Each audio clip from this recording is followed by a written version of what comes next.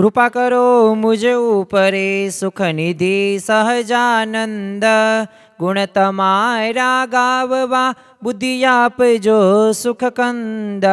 गुण तमारा गाववा बुद्धि आपजो सुख कंद। श्री स्वामिनारायण भगवाननी जय। अक्षर पुरुषोत्तम महाराजनी जय। गुणातीतानंद स्वामी महाराजनी जय। प्रमुख स्वामी महाराजनी जय। प्रगट गुरु हरि महंत स्वामी महाराजनी जय। सूरत अक्षरधाम महोत्सवनी जय। दरेक दिव्य हरिभक्तों ने भावभर्या जय स्वामी नारायण।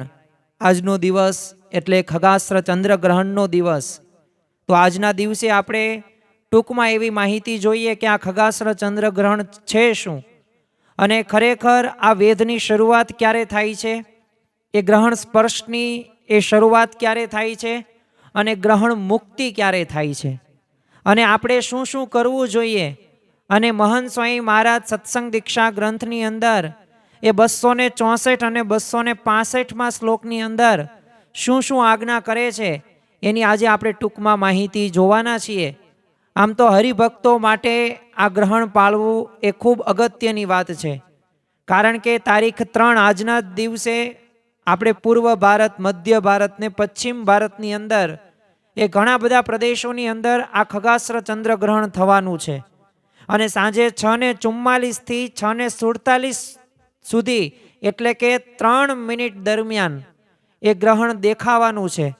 તો એની આપણી પાસે માહિતી હોવું પડે અને શું શું ધ્યાન રાખવાનું છે એ પણ આપણને ખ્યાલ હોવું પડે। પણ એ પૂર્વે એ મહંત સ્વામી મહારાજે લખેલ એ ગાગરમાં સાગર સમાન એ સત્સંગ દીક્ષા ગ્રંથની અંદર 264 અને 265ની અંદર એ દરેક હરિભક્તોને એક આજ્ઞા કરી છે। તો ચાલો સૌ પ્રથમ એ શ્લોકનું શ્રવણ કરીએ।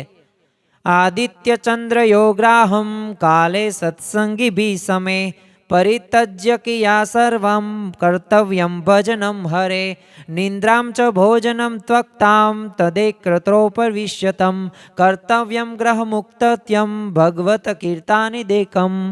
તો અહીંયા મહંત સ્વામી મહારાજ એ સર્વે મુમુક્ષુ હરિભક્તોને એ આજ્ઞા કરે છે અને ખરેખર આ સત્સંગ દીક્ષા ગ્રંથની અંદર આજ્ઞા અને ઉપાસના મુખ્ય છે અને અક્ષરધામ જવા માટેનું એક પાસપોર્ટ સમાન એ આ સત્સંગ દીક્ષા તમે કહી શકો।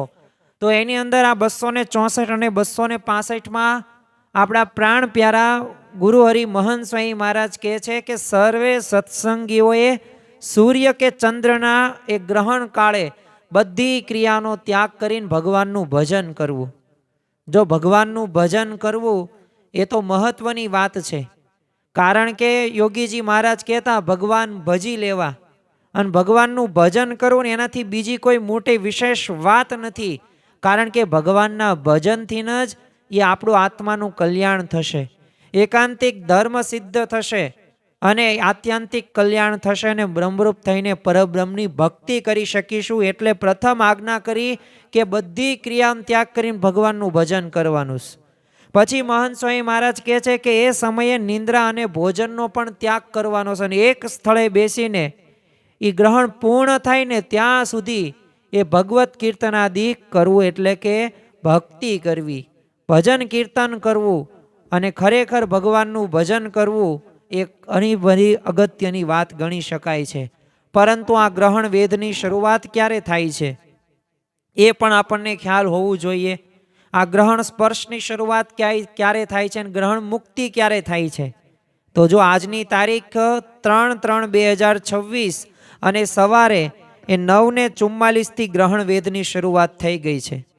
હવે ગ્રહણ સ્પર્શની શરૂઆત તો આજે મંગળવારે સાંજે જ તે 6:44 વાગ્યે એ આ સ્પર્શની શરૂઆત થશે અને ગ્રહણની મુક્તિ થશે 6:47 દરમિયાન, એટલે કે 3 મિનિટ માટે એ આપણને આ ખગાસ્ત્ર ચંદ્રગ્રહણ એ ભારતની અંદર મધ્ય, પૂર્વ અને પશ્ચિમ ભારતની અંદર પ્રદેશોમાં દેખાવાનું, પણ બધી જગ્યાએ દેખાવાનું નથી।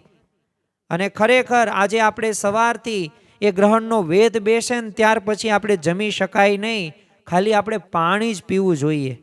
અને કોઈક બાળકો હોય કે કોઈક વૃદ્ધો કે અશક્તો કે સગર્ભા સ્ત્રીઓ હોય કે કોઈક બીમાર હોય તો એ પોતે 4 ને 15 વાગ્યાથી એ ગ્રહણનો જ્યારે વેધ બેસે ત્યારબાદ પોતે જમી શકે નહીં, પણ એ પૂર્વે એ આ બધા બાળકો, વૃદ્ધો, અશક્તો કે સગર્ભા જે સ્ત્રીઓ હોય કે બીમાર હોય એ પોતે જમી શકે, પણ 4 ને 15 પછી તો એને પણ જમવાનું નથી. બીજું એક ધ્યાન આપણે એ પણ રાખવું આજના દિવસે કે ઊન કે કંતાન કે રેક્ઝિન કે પ્લાસ્ટિક હોય તો આ બધા આસનને આપણે અડી શકીએ, પણ આ સિવાયના જે પણ વસ્ત્રો આપણે પહેર્યા હોય કે આસન હોય તો યાદ રાખવું કે આ 4 પ્રકારના વસ્ત્ર સિવાય એ જ્યારે વસ્ત્રનો ગ્રહણ દરમિયાન જો કોઈ સ્પર્શ આપણે થઈ જાય તો આપણે ગ્રહણ પૂરું થઈ ગયા બાદ આપણે એને અવશ્ય ધોવા પડે. તો આ વાતની પણ આપણે એક ધ્યાન રાખીશું. અને જો ગ્રહણના વેદ દરમિયાન તે ઘર મંદિરની અંદર આપણે ઠાકોરજીની આરતી કરી શકીએ, થાળ કરી શકીએ, ભજન કીર્તન કરી શકીએ. અને વેદ દરમિયાન તે આ ઠાકોરજીને ધરાવેલ જે થાળની પ્રસાદી હોય એ આપણે લઈ શકાય નહીં, એટલે એ થાળ ગાયને આપણે ખવડાવવો જોઈએ. તો આ પ્રકારની ભાવના આપણા હૃદયની અંદર રાખીને આ ખગાસ્ત્ર ચંદ્રગ્રહણ આપણે કરવાનું છે. ખરેખર તો આપણા જીવનની અંદર આવા બધા નિયમોનું જેટલું પાલન થાય એટલું આપણું કરવું જોઈએ, કારણ કે શાસ્ત્રો આપણને કહે છે અને શાસ્ત્રની વાત એ આપણા જીવનની અંદર એ ઉતારવાની છે, તો જ તે આપણા જીવનની અંદર એ ભગવાન પરાયણ આપણું જીવન બનશે. સાથે સાથે એક વાતનું ધ્યાન એ પણ રાખવું જોઈએ કે એ જે થાળની પ્રસાદી હોય તો એ આપણે ગાયને આપણે ખવડાવી શકીએ, પણ આપણે ન ખાવાનું હોય. હવે છે રાંધેલ કંઈક ખોરાક હોય તો ગ્રહણ સ્પર્શ પહેલાં જ તે આપણે કાઢી નાખવો જોઈએ. અનાજ હોય કે ડ્રાયફ્રૂટ હોય કે અથાણા હોય કે ઘી હોય કે તેલ હોય કે દૂધ હોય કે દહીં હોય, જો હોય ને તો એમાં દર્ભ આપણે નાખવાનું છે. અને ગ્રહણના સમયે તે આપણે સમૂહમાં આપણે ઘર સભા કરી શકીએ. આપણે સાંપ્રદાયિક જે શાસ્ત્રો છે, વચનામૃત સ્વામીની વાતો હોય કે એવા વિડીયો આપણે નિહાળી શકીએ અને ગોષ્ઠી પણ કરી શકીએ. આ એક આપણી ભક્તિ જ થઈ. પણ જો ત્યારે કામકાજ આપણે કરવું નહીં અને અવશ્ય જાગરણ કરવું યથાશક્તિ પ્રમાણે. અને ગ્રહણ પૂર્ણ થઈ ગયા બાદ એ આપણે સ્નાન કરીને પછી આપણે ભોજન કરી શકીએ છીએ. તો જો આપણને મહંત સ્વામી મહારાજ સત્સંગ દીક્ષા ગ્રંથની અંદર પણ આદેશ કર્યો છે, શિક્ષાપત્રીની અંદર પણ કરેલો છે, તો આપણે એ નિયમ પ્રમાણે એ હરિભક્તોએ યથાશક્તિ પ્રમાણે આપણે ઠાકોરજીને દાન પણ આપવું જોઈએ અને ભજન ભક્તિ પણ અવશ્ય કરવી જોઈએ. જય સ્વામી નારાયણ.